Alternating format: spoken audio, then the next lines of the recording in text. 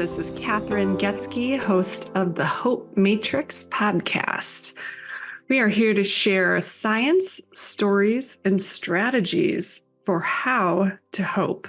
I'm the Chief Hope Officer of the Shine Hope Company, and Shine is the mnemonic for how we teach hope. So when we talk about hope, we talk about how we use stress skills, happiness habits, inspired actions, nourishing networks, and eliminating challenges, which are our thinking patterns that get in the way of our ability to hope. Hope is a skill.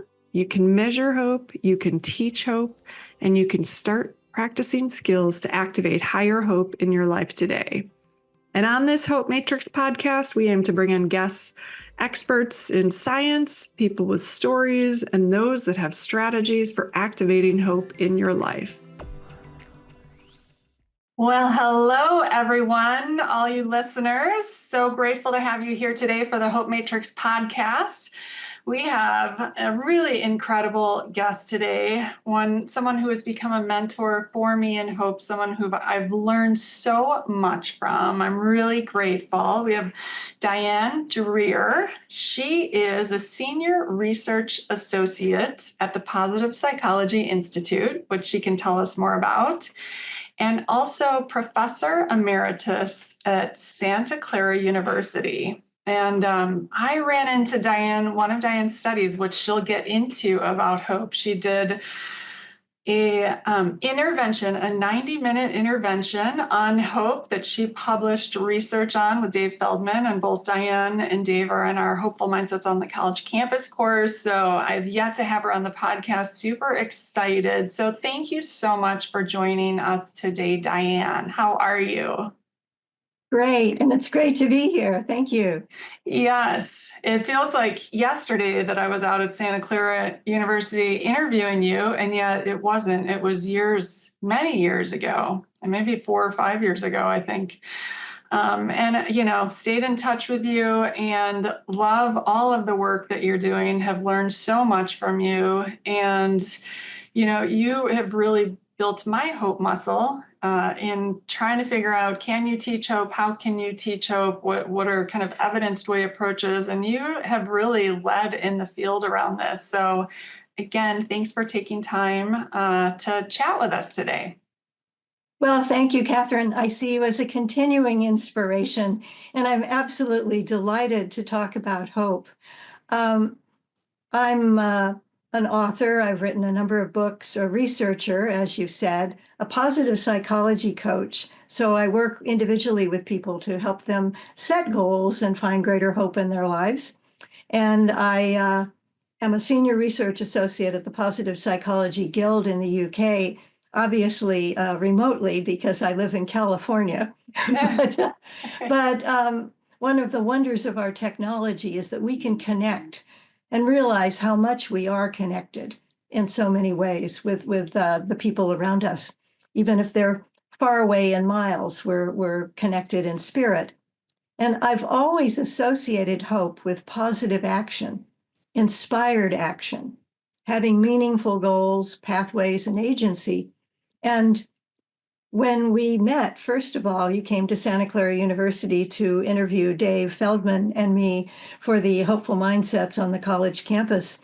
Dave and I had done this little research study, which really took off. Dave studied at the University of Kansas with C.R. Snyder, who developed the hope, scales to measure hope. And he's really been into measuring hope. So Dave and I decided we were going to have a little study on our campus. We had a randomized controlled study, and we had an intervention which asked students to write down a goal that they wanted to achieve in about 6 months, and 3 steps to reach their goal, 3 things that might get in the way, 1 roadblock for each step, and then an alternative step that they could take if the first step didn't work out. So they had 3 steps, 3 roadblocks, 3 alternatives. And then we led them in a practice to visualize themselves taking the steps and reaching their goals. That's all. We also had a controlled group, which we did progressive muscle relaxation, and they took the hope scale like the intervention group did, and relaxed a little bit, and then took a post-test scale as the intervention group did. And they came out more relaxed, but not more hopeful. Okay. And then we had another group that didn't do anything. They just filled out forms. Well, what happened was that our intervention group, their hope scores and their goal achievement increased significantly. And this was amazing because this was just a short 90-minute study where we talked about hope and then we led them through this process. But our small study at Santa Clara University has now been cited and included in over 500 published studies worldwide. And ever so often I get, oh, you've been cited again, it's in another study all over the world. Why? Because it works. It's simple, but there's something about focusing on what we want to achieve, setting a goal, and actually writing it down big time. Yeah. And then visualization. And also, okay, this gives us a sense of agency because we visualize ourselves doing it. It also helps us develop a pathway strength because sometimes our first attempt doesn't work. And a lot of people get really disappointed. They care about something a lot, they try it, and then it doesn't work. Well, we need to have hope skills to think, okay, so what else can I do? Yeah. To recognize when we're stressed and to say, okay, what else can I do? So that our little study helped students recognize that they could do that. For each step, there's a roadblock and then there's an alternative. Yes. So inspired action with, this sense of I can do it. It is possible, Yeah. I realize that's one of the 5 keys to hope, the I in shine, inspired action. Yeah. And looking back on my life, I realize I've been practicing that skill all my life. But I didn't realize it until, you identified shine, what I was doing. I want to take it just a step, just a second, first of all, to say it's not a little study. It's an extraordinary study. It's simple, but it's pretty profound. When you look specifically at the hope research, and you alluded to this, for listeners that don't know a lot of the background on the work, scientists have identified hope scales. And this is kind of how I got into this research and work in the first place. Is I thought, they were measuring hope, but they weren't teaching me at the time how to be hopeful. And so I reached out to Shane Lopez, who was he worked with Sierra Snyder as well, and started working. And that's how I got into kind of the program for young kids. But Sierra Snyder developed these scales. So there's a children's hope scale and there's adults hope scale. And what they did is they looked at all of these outcomes in life and how it related to hope and the hope scale. So they looked at life outcomes and where you measure on these hope scales. And so can we talk just a minute before we get into your story, about hope science and what are the outcomes? What do you know? I mean, you've been studying this a long time. What do you know about higher and hope? What does that predict in life? So, and for those, again, listening, it's an 8-question, the adult scale is an 8-question validated scale. The youth scale is a 6-question or children's question, super easy. We have them on our website on the Shine Hope Company. You can go on there, measure your hope, get your score. What do those scores tell us? Oh my gosh. College students and high school students who score high on hope, guess what? They get better grades. Yeah. That's absolutely important. People are more successful at work and in their personal lives because they don't give up, because they know where they're going. And also, especially for these times, they know how to deal with stress and move through it, Mm-hmm. So the scales are, again, extremely powerful scales, very much validated, used all over the place. I have my coaching clients take the hope scale, and then we work on improving their hope. You can take the scale on the Shine Hope website, see where you are on it currently, and then start working and developing your hope skills, and then take it again, and you can see that there's going to be a major improvement, because hope is achievable, teachable. There are strategies that we can learn, and there are actual results that we can measure. Yeah, absolutely. I mean, impacts, it's a protective factor for anxiety and depression. So the more hopeful you are, the less likely you are to have anxiety and depression. It predicts sports performance more so than abilities. In one study, I looked at how long you live, how quickly you recover from injury. There are so many outcomes, a lot of workplace outcomes, productivity, engagement, showing up on time, all of the retention in school. So yeah, super powerful. So then there's the scale. And then, as Diane shared, a 90-minute intervention to improve your hope score. I mean, what better use of your time when you think about all of these outcomes? And when we did our research on the college campus program, a lot of the students said they hadn't learned these skills before. They weren't being taught these skills. And I just think, what a travesty. I mean, they're teachable skills. And again, they impact so many things in life. So again, your work is so important. It's been groundbreaking, really. It's informed the field so much. And what we're trying to do is build on that knowledge and get people thinking of like hope as a muscle. You've got to build your muscle. And the more you go through challenges, the harder it might be to hope, but the more you've got to practice the skills and do the things you need to do to get back to hope. So anyway, thank you for your work. Your work is it's incredible. And you're very humble. Yes, you're so humble. And indeed, my colleague Dave Feldman is now working, or has been working lately, on hope and recovery from illness, or major challenges in life. Yes. There's the sense of what is that?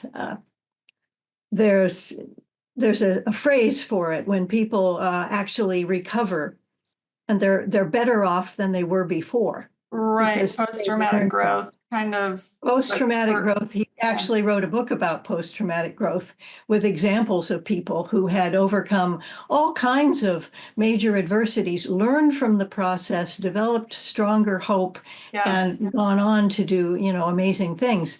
So, work, grades, health, emotional and physical health, all kinds of things.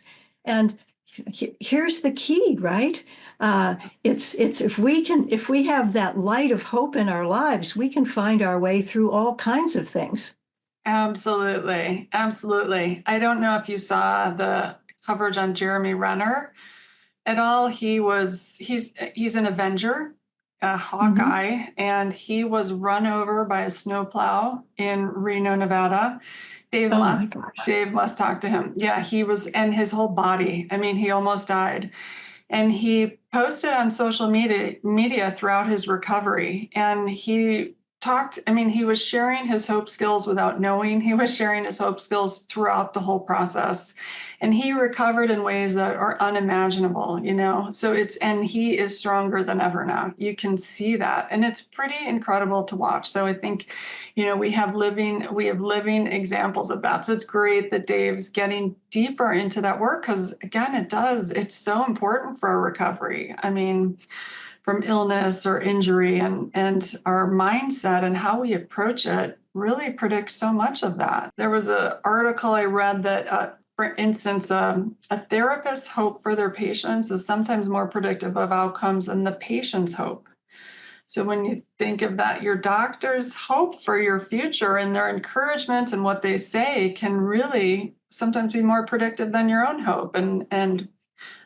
So there's all kinds of fascinating new studies around hope. So, but I digress a bit, but it's wonderful to be diving into that with such a known hope expert. So So let's move, if you're okay, into your personal story, into your own story, and how hope has shown up in your life, or hopelessness, or any of that, anywhere you want to go with this. Okay. Well, goals, visualizing goals. I began doing this when I was really young because I grew up as the child of an Air Force pilot, and we kept getting transferred all the time. I was in 10 different schools before I graduated from high school. So we were always moving. And I always had to leave my friends behind. I just start finding my way around a new place and make friends and feel comfortable. And my dad would come home and say, well, we're transferred. Now we're going to, the Midwest. We lived in Kansas, Nebraska, Missouri. We lived in the Philippine Islands. We lived in Germany. We lived in Britain, and Florida and all these different places, California too. And I was born in Kentucky, but, I didn't stay in one place. So my life was just one big constant upheaval. And what I would do, my skill, I guess, or my solace was that as this lonely little girl trying to find her way, was that at each new assignment, I'd find my way to the local library and find books that opened doors to other worlds. And there were people in the books. I loved, Louisa May Alcott's Little Women, and, would reread it from time to time, and they became like my extended family. They were virtual friends and mentors, and there were friends that I could take with me because, the book would be in this library and then it would be in the new library, and I could reread it and, kind of be in touch with these other lives and see how they overcame their struggles, their challenges. So they were inspiration to me. And I remember walking around when I was about 10 or 11, looking up at all the books in the library stacks, thinking, someday I'd like to have my books be up there too. Oh, wow. Yeah. So we moved around a lot. I graduated from high school in Germany at Kaiserslautern American High School, Wow. and moved to Southern California for my father's next assignment at Norton Air Force Base near Riverside. And my dream was to go to UCLA, major in English, and become a writer. So visualizing that. But sometimes the step is not as direct as we might imagine. Right. My parents said they couldn't really afford to pay to send me away to college. But I didn't give up because hope means when one pathway is blocked, you find an alternative or look for them. So that summer I worked at temporary jobs because I didn't know anybody. We just moved there. So a temp agency hired me, and I was driving around in my family's old red Volkswagen down 14th Street in Riverside one day at the end of the week.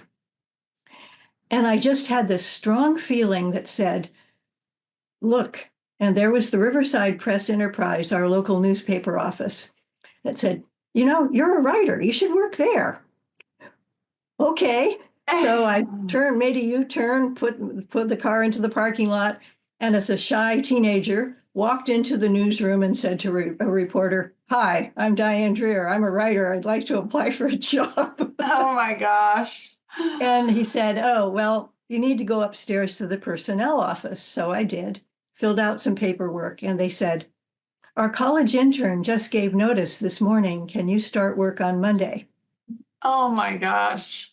And yes, yes. Well, I got this perfect job. It was 20 hours a week. I could work it around my class schedule at the University of California, Riverside. And they paid me so I could buy my books, pay my tuition, et cetera. And ultimately room and board, and moved into the dorms. And also, I met all these writers, these reporters, these dedicated journalists who showed me what it meant to be a writer. And I thought, wow. So did that make me feel more legitimate? It made me feel like, yes, when I wrote copy and small stories, I'm going to go out and do interviews. And it was really fun. But it made me feel like my dreams were possible as an English major. They'd say, well, what are you going to do? Well, I work at the Riverside newspaper now, and I'm going to write books in the future. Yeah, that's like building hope, one little step. I have to ask you, because this is kind of a pivotal moment in life, and I maybe some of the listeners can relate. I've sat at some points like that and thought I should go do this, and my fear gets in the way. So that's when you have to use kind of a stress skill. So you're sitting in the car, you're thinking, I could go. I have this sign to go in there and to talk to these people. Did you feel fear, and how did you navigate that fear? Sometimes I feel fear, but at that particular time, I just figured, why not? What's the worst thing that can happen? They can laugh at me and say, get out of here, Right. But so I just did it. I thought, Yeah. what do I have to lose? Right.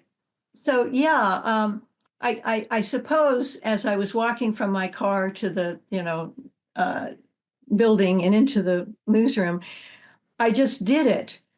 If I'd stopped to think about it, my inner critic would have entertained me with all kinds of thoughts of who do you think you are? You've never done this before, and all those Right. things that we hear. Right.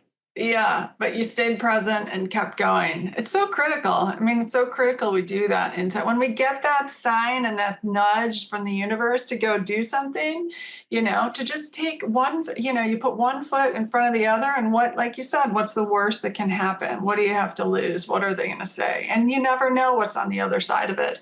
So yeah, so critical to kind of go for it, breathe through those times, and just see what happens. And yeah, put your inner critic to bed. The best way to do that, just get back into the present moment, into the one foot in front of the other, out of that mind. So that's awesome. Yeah, which is the E, eliminating hope challenges, because a big hope challenge is the inner critic. Exactly. I know. And the inner critic can be so loud, for sure. Yeah. And it says, you don't know what you're doing. You haven't done this before. And I have, a number of young people who are my coaching clients, and well, I've never done this before. How can I apply for this job? I said, look, there was a time you couldn't drive a car, you couldn't walk, you couldn't ride a bicycle. You learned. Yeah. We human beings can learn all kinds of things. We just need to take one step at a time. Absolutely. Yeah. One step at a time. So key. That's E. Yeah. So I graduated from UC Riverside, summa cum laude. I got really good grades because I was inspired by my goal, and got a graduate fellowship to the Ph.D. program at UCLA in English. And there I was. I thought, I've made it. I've managed to get to UCLA. This is fantastic. And then the inner critic visited me and said, what are you doing? The first day of orientation for the new grad students, I met all these other grad students, and they seemed very confident and smart. And most of them already had their master's degrees. And I just graduated from college that spring, Oh, yeah. I thought, uh-oh. So what I did was, again, I lived in Santa Monica, which was on 7th Street, 7 blocks from the beach. So I found that nature is a way that I can really get centered again when I feel stressed. Mm-hmm. So I'd walk 7 blocks down to the beach, overlooking the Pacific Ocean on this kind of ledge, and I breathe in the salt sea air, watch the waves wash to shore, and feel like I'm part of something much larger than myself. Oh. And it was beautiful. It was relaxing. We also know that walking, exercise relieves stress. So walking down to that, Yes, was good. And then I'd walk home. But just standing there and breathing in the salt sea air and realizing the beauty of nature. So sometimes I'd bring my books and I'd study there, because the ocean was my friend somehow. It felt like, the ocean had been through a lot. right. Yes. And I could certainly get through this challenge. So it was just, I later realized that there are all these studies now on the sense of awe that we feel when we're surrounded, when we see a beautiful sunset or look out at the ocean or hear incredible music. So that expands our sense beyond the self-doubting ego. Yeah. Yeah, absolutely. Yeah, it's one of our happiness habits. Yeah, there's a lot of research on it now. And it's so important to intentionally experience it. We don't necessarily do that. We often go to fear, but when you think about it, when you go up in an airplane, are you scared or are you thinking, oh my gosh, isn't it amazing that you can fly in the sky, that I can be transported from one place to another? So it's really, for me, it's kind of an intentional practice that I start to think, get micro doses of wonder and awe, and how can I do that? But yes, being by water is another great way. Yeah, and that it's a stress skill and a happiness habit. I had also some happiness habits since I was living by myself in this little apartment. I started meditating and I played the guitar and I'd sing my favorite songs. And again, music, doing something like playing the guitar, again, to keep my spirits up. So Yeah. that helped me the first few weeks of grad school. I was felt like, okay, I can do this. But Yeah. then we had this first big midterm in one of my classes. And the inner critic visited me again. Fear, nervous, insecurity. So I thought, okay, what am I going to do here? So I thought, I will invite all my smart friends with master's degrees to my apartment for pizza, for a study session. And I will pick their brains so that I can pass the midterm. So I figured an advantage is having all these people who had masters, they knew more than I did. So we all came together and we all succeeded and passed the midterm. And I learned that I knew things from reading that they hadn't noticed, and that they knew things that I hadn't noticed. And together, we knew more than any one individual could know by him or herself. But not only that, we became a really close circle of friends who got through graduate school. We shared our challenges, we celebrated our victories, and we all managed to get our graduate degrees together. And it was so much more fun to have this, what I now know, nourishing network. Yes. Yeah, and for those of you listening, I may not have reviewed that. So we teach shine is how I got to hope, and I really looked at hope coming from hopelessness too. So when you look at hopelessness, both emotional despair, so you feel bad, and then motivational helplessness. Those are kind of the two ingredients of hopelessness. And the framework we use to teach how to hope and how to boost your hope and your hope muscles are going through the shine. So stress skills, happiness habits is the H, I is inspired action, N is nourishing networks, and E is eliminating challenges. And that's really how I discovered you could kind of package up hope in a way that we could understand and start to practice. So when you think about despair, you use your stress skills and happiness habits. When you think about your helplessness, you use inspired actions, and then your nourishing networks. And then the eliminating challenges are those negative thought patterns that get in the way and they kind of mess everything up. So we use our stress skills and our happiness habits really in our inspired actions and nourishing networks to deal with those challenges. So that's really the framework for how. So when those words come up, you'll know now what we're talking about. Yeah, and it's a wonderful, again, 5 keys, right? Stress skills, happiness habits, inspired action, nourishing network, and eliminating hope challenges.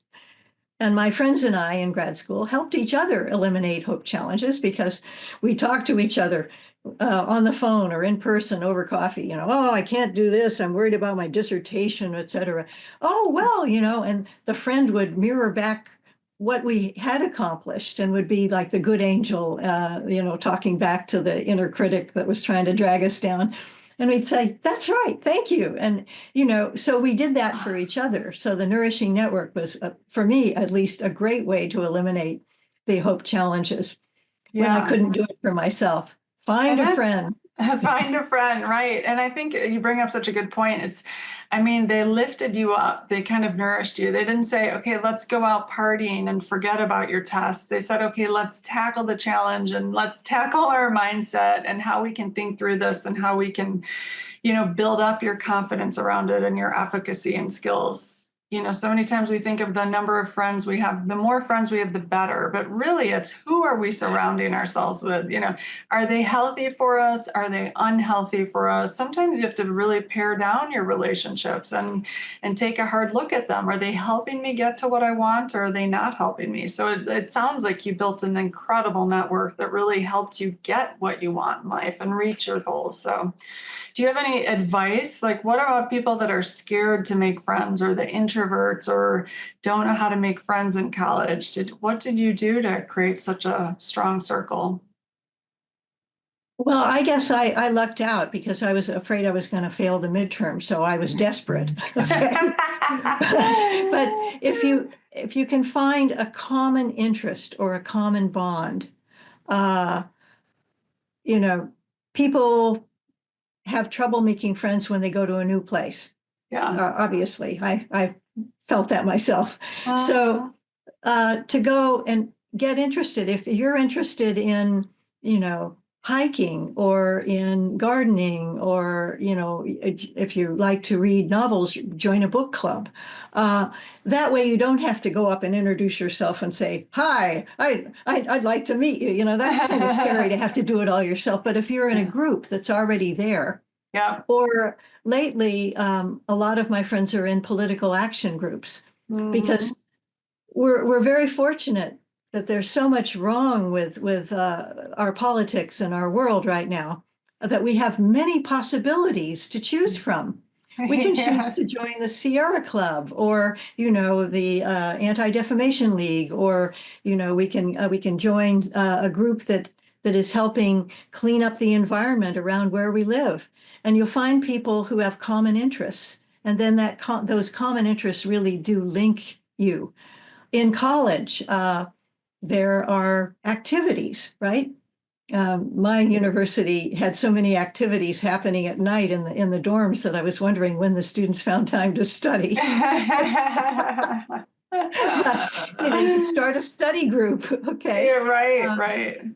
or go work out and meet people who are also working out. Yeah. A hiking group. One student a long time ago, who's very successful now, but he was in my first year composition class, and he would, professors and students end up talking to each other about all kinds of things, not just their coursework. So the student applied to be a resident assistant in the dorms. He really wanted to do something to, connect, and he felt kind of out of it because he was a vegetarian and he didn't drink because of his family religious background. And eating meat and drinking a lot are activities that are practiced a lot on many college campuses. And so he Yeah. felt left out. So I said, well, what do you, and he applied to be a resident assistant, and it was turned down. So he was depressed. He came and talked to me. He was using his stress skills. Yeah, Talk that's to your good. professor. Right. And we talked, and he said, well, what do you care about? And he said, I feel so much better when I can go hiking up in nature. Uh, and all right. And so, he started this club that would go off campus and hike in nature, away from social media, from all the distractions of campus. And a whole lot of other students joined him. And it became the most popular club on campus Oh, because wow. Yeah. he was helping lots of other students. So Yeah. again, a common interest, Yeah. Yeah. and connect. Yeah, yeah. I mean, and making friends and keeping it's an intentional practice, and it takes work, and it doesn't just happen. So when people complain about not having connections or feeling lonely, there's a hopelessness around that. And so you've got to work on your despair on it, and you've got to get out of helplessness into action. And it's really about taking action to connect, making connecting a priority, because it is so important for our lives, and our hope, our networks are really critical, so key. Yeah, this summer I took up pickleball and it's just opened a whole new world to me, and I've become part of the craze of pickleball. But it's been a great way to connect with people and meet new people being back in Chicago. And so So yeah, great tips for students and really for anyone of all ages. Find out what you're passionate about, think of what you care about, and find interest. There's so many easy ways now online that you can get connected with people doing things in the areas that you enjoy. So, which is amazing. But yeah, it's intentional, it takes work. Yeah, absolutely. And I see that actually my student tried one way, to be a resident assistant, and that didn't work. But then he found another way. He didn't give up. He was taking action, inspired action, setting goals, and taking Yeah, one step at a time, yeah. which we have to do. I mean, the great inventors have not just invented something like that. It doesn't happen like that. I Only know. in the movies does it Wish. happen like that. Okay. That's right. Not in real life. So we Uh, need to learn from the process and yeah, not give up yes, and use our stress skills and keep our yeah, hope really alive by exercising it as much as possible and finding new ways to do that. yeah, exactly, exactly. Love it. So obviously, after I got my PhD at UCLA, with the help of my friends and stress skills, I got a faculty position at Santa Clara University where I taught Renaissance literature and creative writing and shared my belief in hope with my students. I enjoyed working one-on-one with students and being a faculty advisor so much that I decided I would also learn to be a positive psychology coach, which, working with people one-on-one to help them set their goals, which I still do. I've also written 7 books, and I enjoy writing about how we can reach for our dreams and discover greater possibilities in our lives, whether in terms of literature or in terms of positive psychology. My books blend all kinds of things, but essentially they're all about how people can find hope in different levels, and Mm-hmm. it's truly amazing. I've used my hope skills to deal with personal challenges through the years, disappointments, losses, you know, applying for fellowships that I didn't get, applying for promotions that I didn't get. I finally did get promoted to full professor. Uh, one of my friends went up for promotion once and was so disappointed she never tried again. And I said, hey, I had to go for promotion 3 times before I got it. But, you don't want to give up. If you give up, you don't get it. You have a Yeah. 100% chance of not getting what you want. If you keep trying, you increase the odds. Right. Yes. Yeah, such a good critical point. If you keep trying, you increase the odds. Such an Yeah. important statement right there. I mean, yes. And also you can feel good about yourself. And what is interesting is that these days I see a lot of using hope goal setting skills as an experiment because we always learn from an experiment. I learned that from my husband, Bob, who was a neuroscientist. Um, you learn from what doesn't work. I Yeah. mean, apparently Thomas Edison tried all kinds of different filaments for the light bulb Yeah. before he found the one that worked. Yeah. He did not give up, which is Yeah. why we have lights on today. Thankfully. Yes. So that, scientists know that. And I tell my coaching clients this, try this, see if it works. And if it doesn't work, you know, what did you learn? And what Right. can you do next time? Yeah. Yeah. Then Guy we Winch. don't feel depressed. Exactly. And one Guy Winch helped us write a lesson for kids. He's a great psychologist with a number of books. But he talked about, the problem with failure is when we internalize the failure and when we think I'm a failure. When it's not that we're a failure, it's that something we did failed. And so let's look at the process. How did the process fail? Let's figure out where the process failed and learn how to do it differently next time. That we're fine if we do that. But when we started thinking of ourselves as a failure and kind of identifying with that failure, that's when it becomes really dangerous. And for myself, I learned to be, I mean, I would just go right to despair and helplessness if I failed at something. I would just go right there. There was no grace. There was no, oh, there's a better way coming, or that's a good thing that, I'm getting redirected, or I've really had to train myself. And I still go back to my default mode of, oh, this didn't happen, and that like upset and that disappointment that I'm horrible, or and it takes real practice and intention and continual to say, no, it's, something better is coming, or a different way, and handing it over and being surrendered about it. And it's a practice, and you've got to learn how to do it. And it doesn't mean you learn and you do it great. It means you learn and you continue and you get better at it, and you get better and better. Yeah. And I wish that we didn't see life as so much of a all or nothing, either or, win or lose. Right. What they call the logical fallacy of the false dilemma, which gives us only two possibilities in life. Yeah. Win or lose. Yeah. We live in a very complex world. Yeah. It's three-dimensional at least, right?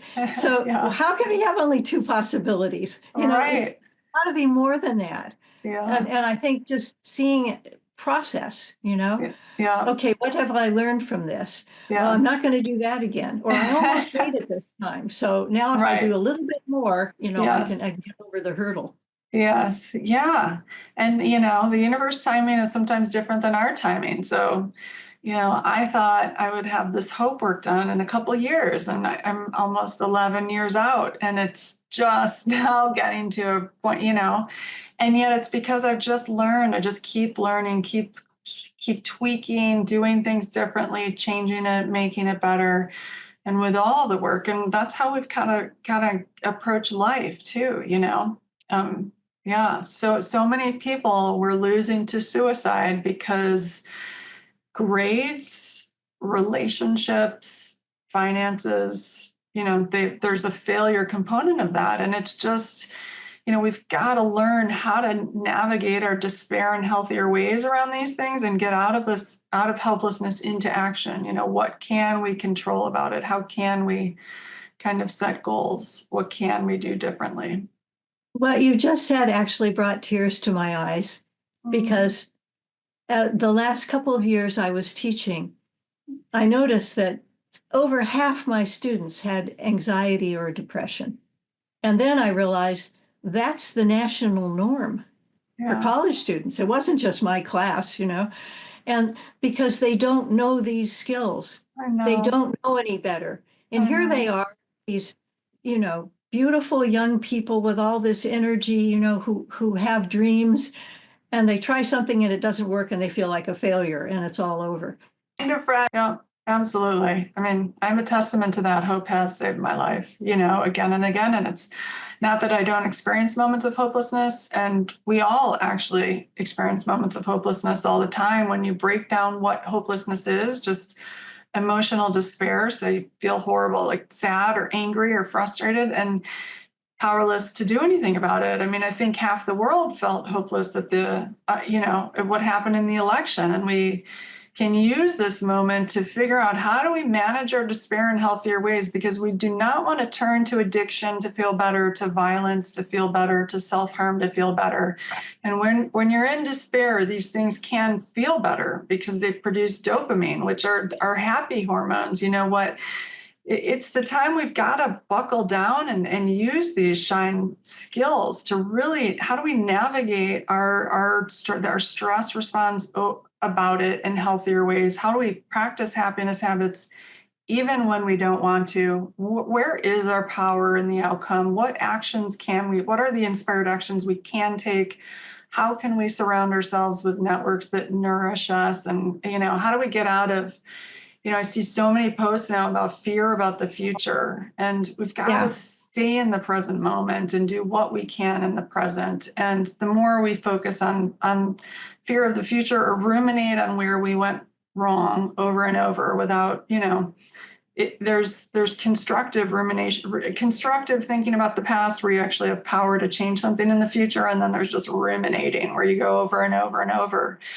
But we've got to not do that and really focus on, how can we drive change moving forward? So, I totally agree. And there are a couple of different things going on. First of all, for our own personal health, we can't get stuck in fear and depression and helplessness because, because it can be fatal, yeah. at the most extreme, or it can completely derail us. But also, if we care about our world and our community and our country, for us to be totally disempowered and paralyzed by fear is not going to help make things better at all, you know, in the community. We, for the good of what we care about, what we most believe in, our goals, our dreams, our ideals, we have to take care of ourselves with those stress skills and the shine, hope, in order to be capable of making a positive difference in our world. We can't give up because then we're surrendering to adversity, on Right. the personal and the political level. And that's not acceptable.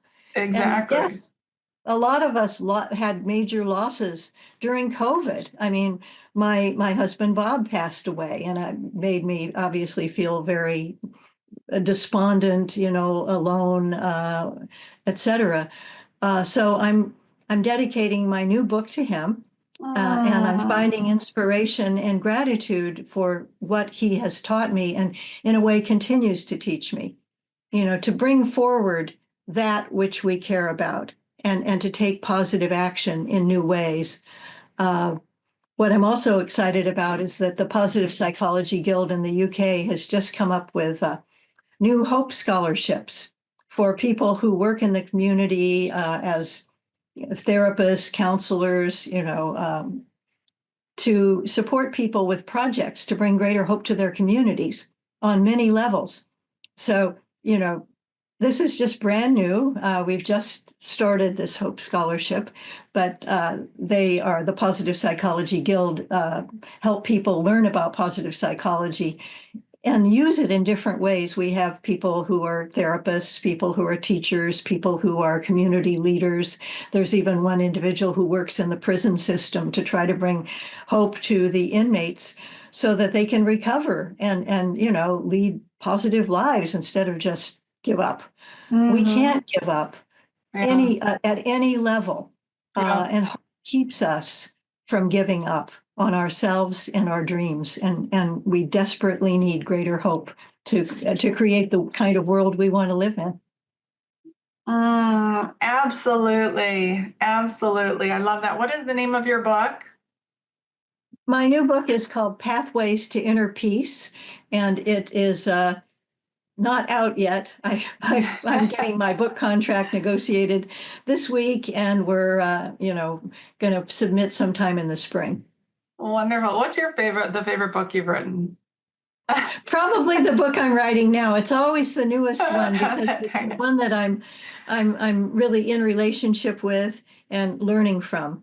Although there is one book that I really my last book that I wrote before this one is called Your Personal Renaissance, and it's about how in the Renaissance people believed that everyone had been given specific strengths or gifts by their creator, and it was their duty and their destiny to discover them and use them to make a difference in their lives, to serve the God and their communities, but also it was part of their destiny. And what I think that belief in the Middle Ages, only priests, monks, and nuns had a sense of calling. In the Renaissance, there was this belief that everyone had a calling. So you have a poor boy from the English countryside whose parents could only sign their names with an X, discovering his strengths and finding his vocation on the English stage as William Shakespeare. You have Michelangelo, whose father wanted him to be a cloth merchant to bring money into the family, and he would beat him when he was a little boy whenever he caught him drawing pictures because he said that's worthless. And Michelangelo found his calling within himself, and his gifts have made beautiful works of art that have inspired people for centuries. So the sense that we all have something valuable to share, We're all unique. No one in the world has the same fingerprints, has ever had the same fingerprints, not even identical twins. And we each have unique strengths to offer the world. And I find that very inspiring. And I believe it, actually, when we all have the capacity to give from our hearts and to follow our dreams, the whole world benefits. Oh, absolutely. So true. I so believe that as well. And we actually have on our website the Strengths Finder. So on the same place where you can measure your hope, if you scroll to the bottom, there's the Strengths Finder. And it is a, kind of an evidence-based approach, I should say, to go through and find out what are your strengths. And we want all kids to know this, that they all have strengths. And, let's learn how to use our strengths. Do you know what your top strength is? By chance? My top strengths, I have my clients take the strengths, Do you? via character strengths. Yeah. So the via character strengths survey, my top strength is spirituality, curiosity, love of learning, creativity. Oh my gosh. Look at the top 5. Yes. And they change like a muscle. Right. Yeah. Whenever we use different strengths. One psychologist was according to Martin Seligman and Christopher Peterson, whose research developed the VIA Character Strengths Survey. Yeah. There are 24 character strengths that are common to all humanity. Yeah. All human cultures in the world believe that these are strengths. Courage, for example, and this one guy's last strength was humility. So he says, "Oh dear," So he worked on, trying to be more gracious and humble, and then that strength went up. But then something else with number 24, because that's right. We all have, according to Seligman and Peterson, we all have these 24 strengths, but our top strengths give us an insight into what we're doing. Gratitude is a strength that is very powerful. And when we use our gratitude and have a gratitude practice, it makes us have greater hope. Yeah, absolutely. Releases dopamine too. It's a happiness. Yeah. Right. Yeah. We need that these days. I know. Yes. Healthy dopamine practices, not the unhealthy ones. Yeah. Right. Absolutely. Yeah. And besides, the healthy dopamine practices don't cost any money, and they don't have any adverse side effects. Right? Exactly. But they do take work on our part. That's what, we've got to be accountable and responsible and take action for our hope. Hope is not a wish, takes action on our part. So, well, it has been amazing talking to you. Is there any other final words? So how people find you you have a website, I know. Is it your name, Diane Dreher?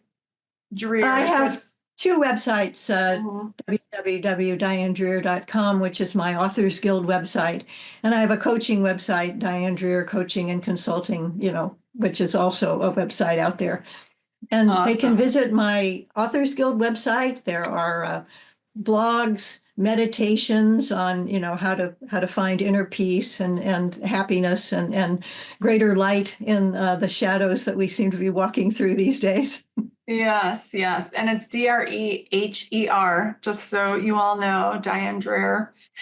Amazing. Well, you've been an incredible mentor to me and friend and just kind human, and so generous with your time and your knowledge and your enthusiasm and your love for hope. I'm really grateful to you for you've informed my work so much, and I could not thank you enough for all of it. So I encourage you all listening to check out Diane's work. She's quite brilliant and she's quite humble. So and her 90-minute study, we have it listed on our site. I'm sure you have it listed on yours as well.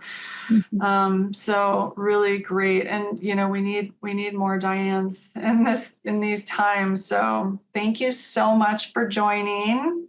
And to all the listeners, thank you all for listening in Please do share this with others. We need all hands on deck for hope right now, really. It's a time we need to grow hope, especially in vulnerable populations. We need to get these skills out into the world, and Diane is a great resource to us for practicing those skills and getting better. So thank you all for listening, and Diane, again, thank you for joining us today. Have a great one, and don't forget to keep shining hope.